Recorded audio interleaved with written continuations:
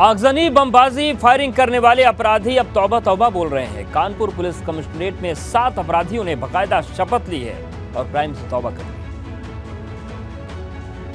हम कसम खाते हैं कोई अपराध नहीं करेंगे, कोई काम नहीं करेंगे और कसम खाते हैं अच्छा कार्य करेंगे।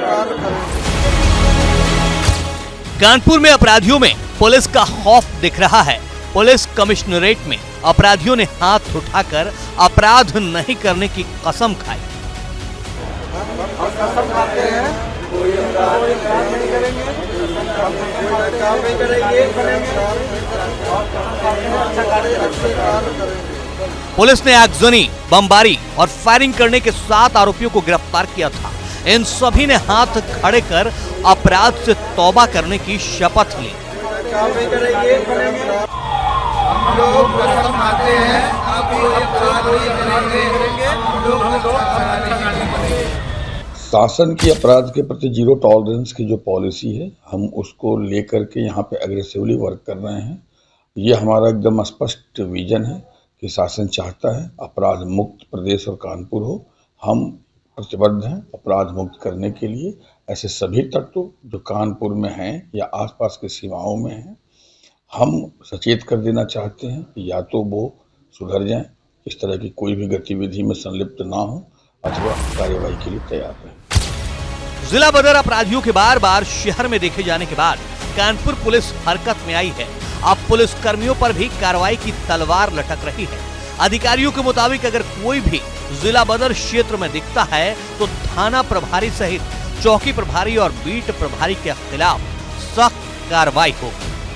Bureau report, ABP Ganga.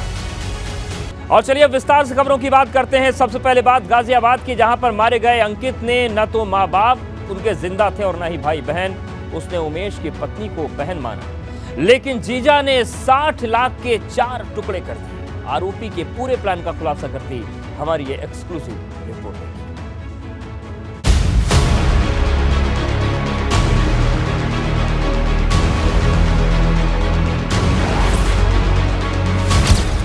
हिरासत में खड़े अंकित हत्याकांड के आरोपियों के कारनामे सुनी, हत्या से पहले फिल्म देखी और पता लगाया कि शव बरामद न हो तो हत्या साबित करनी मुश्किल है। इसके बाद एक दिन मौका देखकर बातचीत में उलझा अंकित की गला दबाकर हत्या कर दी। इसके बाद उमेश आरी और सफेद पन्नी लेकर आया। आरी से गर्दन काटकर अंकित का शव छोड़ दिया। बाद में अंकित के शव के 3 और टुकड़े किए। सफेद पन्नी में शव के 4 टुकड़े पैक किए। उमेश अपने दोस्त से कार मांग कर लाया। कार में शव के 4 हिस्से रखकर खतौली पहुंचा।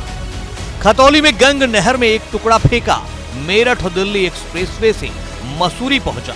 मसूरी में अंकित के शव के 2 टुकड़े फेंके। चौथा हिस्सा ईस्टर्न पेरिफेरल एक्सप्रेसवे पर फेंका। शव को ठिकाने लगाकर उसी रात घर लौट आया। उमेश ने अंकित की हत्या इसलिए की थी जिससे कि उधार लिए हुए 60 लाख वापस न लौटाने पड़े।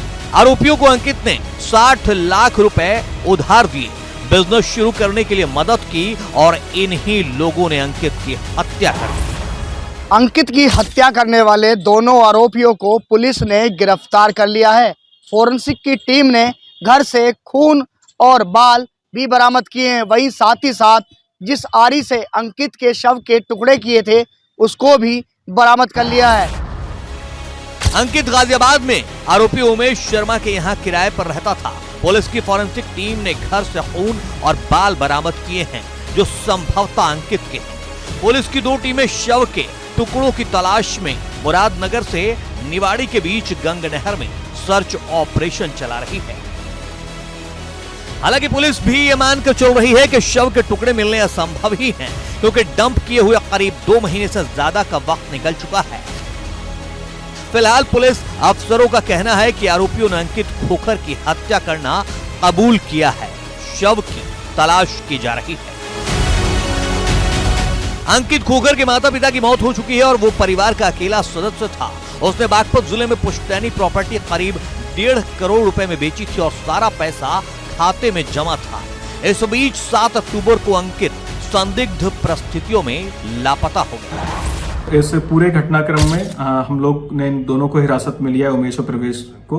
अभी इनसे और गहनता से इसमें पूछताछ हमारे द्वारा इसमें की जा रही है। इनके पास से काफी सामान जो मृतक का था वो बरामद किया गया है, जिसमें bank passbooks, credit card, debit card सब कुछ हैं और भी अन्य सामान है। और इसके अलावा इनके जहां पर ये घटना हुई थी, जहां पर ये कृत्य किया गया था, इसके घर से हमारी फॉरेंसिक टीम्स ने भी अहम साक्ष्य इसमें जुटाए हैं और इसमें हम लोग सभी चीजों को अपने केस डायरी का हिस्सा बनाते हुए इसके विरुद्ध हम लोग कठोर कार्रवाई दोनों अभियुक्तों के विरुद्ध हम लोग करेंगे। अंकित का फोन लगातार ऑन था लेकिन उठता नहीं था। दोस्त लगातार उससे संपर्क करने की कोशिश कर रहे थे। करीब 2 महीने तक सुराग नहीं लगने पर अंकित के दोस्त रूपेश ने 12 दिसंबर को उसके गुमशुदा होने की एफआईआर दर्ज करा। रुपेश ने बताया कि अंकित का मोबाइल ऑन है लेकिन वो फोन नहीं उठाता, लेकिन मैसेज से जवाब आते हैं। जो जवाब आते हैं वो लैंग्वेज अंकित की नहीं है, क्योंकि वो अच्छी तरह से जानता था अंकित किस लैंग्वेज में मैसेज भेजता है।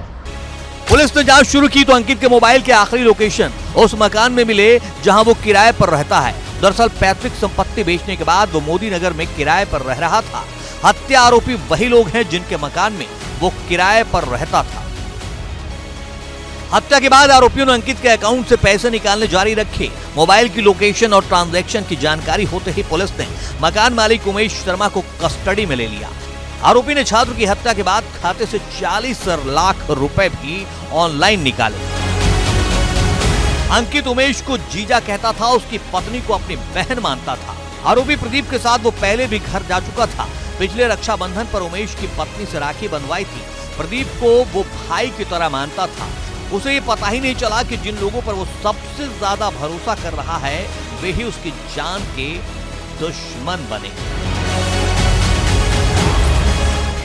पैसों के लालच में मकान मालिक ने अंकित खोकर की हत्या कर दी और हत्या करने के बाद उसके शव के कई टुकड़े किए और फिर गंग नहर में फेंक दिए।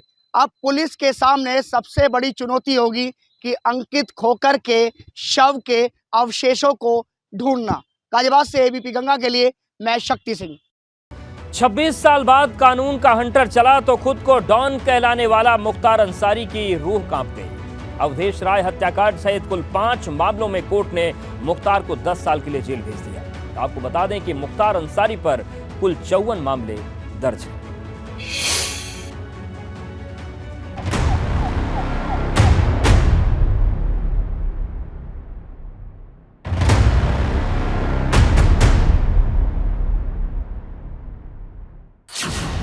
छब्बीस साल बाद 5 केस में फैसला।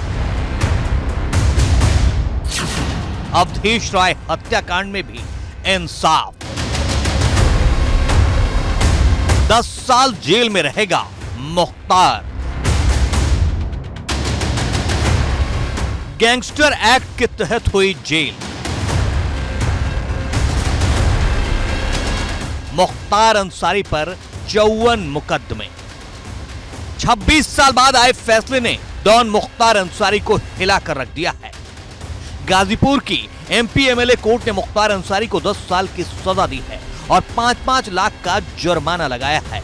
हालांकि डॉन का कहना है वो मामले को हाई कोर्ट में चुनौती देगा। वर्ष 1996 में मुख्तार अंसारी और भीम सिंह के विरुद्ध 5 आपराधिक मामलों के आधार पे गैंगस्टर का मुकदमा दर्ज किया गया था और उस मुकदमे का विचारण के बाद विवेचना अधिकारी द्वारा इन दोनों अभियुक्तगण के विरुद्ध आरोप पत्र माननीय न्यायालय में प्रेषित किया गया और विचारण के दौरान अभियोजन द्वारा कुल 11 गवाह प्रस्तुत किए गए, जिनकी साक्ष्य को विश्वसनीय मानते हुए माननीय न्यायालय ने अभियुक्तगण मुख्तार अंसारी और भीम सिंह को 10-10 वर्ष के सश्रम कारावास वो 5-5 लाख रुपए के अर्थदंड से दंडित किया।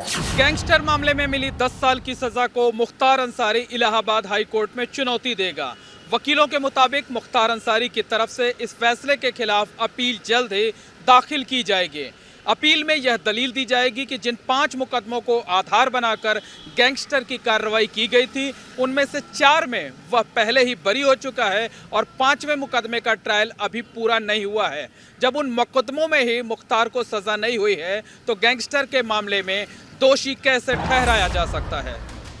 वाराणसी का अवधेश राय हत्याकांड, वाराणसी का राजेंद्र सिंह हत्याकांड, चंदौली का कांस्टेबल रघुवंश सिंह हत्याकांड, गाजीपुर का वशिष्ठ तिवारी उर्फ माला गुरु हत्याकांड, गाजीपुर में एडिशनल एसपी पुलिस कर्मियों पर हमला। निश्चित तौर से ये मामला काफी पुराना है और हम लोग बहुत दिन से आस लगाए थे कि इस मुकदमे में जल्द से जल्द फैसला आएगा। आज न्यायपालिका ने ये फैसला सुनाया है। मैं न्यायपालिका को हृदय से धन्यवाद देता हूँ।